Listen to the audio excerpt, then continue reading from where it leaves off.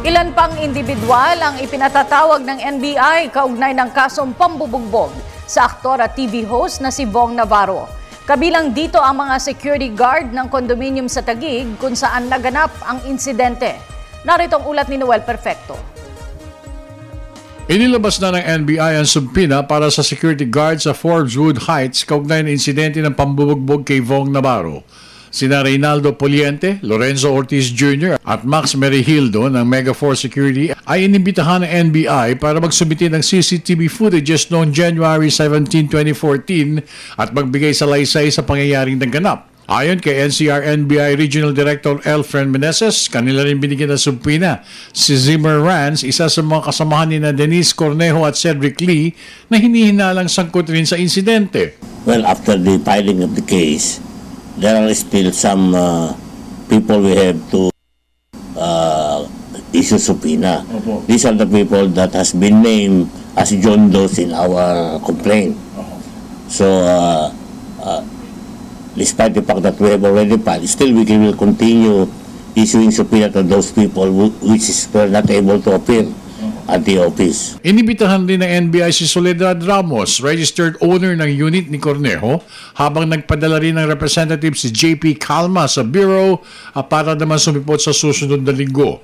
Si Jed Hernandez, isa sa mga John Does, ay hindi sumipot.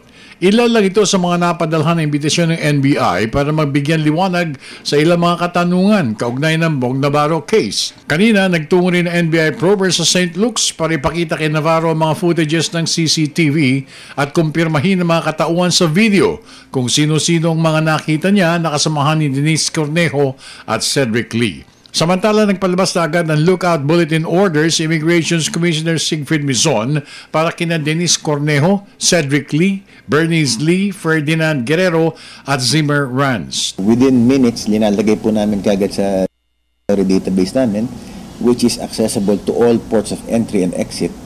Kaya all of our immigration officers are already warned and alarmed na meron instruction dito. This person, subject of an LBO, meron po kaming standard operating procedure na sinusunod. Tiniyak naman ni Director Meneses na meron silang malakas na kaso at sapat na ebidensya laban sa kanilang tinukoy na sangkot sa kaguluhan at hindi sila titigil hanggat hindi pa lumalabas kung sino ang tunay na may sala. We believe, kasi yun ang stand na namin, before we filed it, we had a case conference, all the members of the team, and most of them naman are lawyers, and we consulted with our legal people here, with our division, so we are very sure that we have a strong case, and that is the reason why we continue to build up additional evidence. Para sa Telebisyon ng Bayan, ako naman si Noel Perfecto.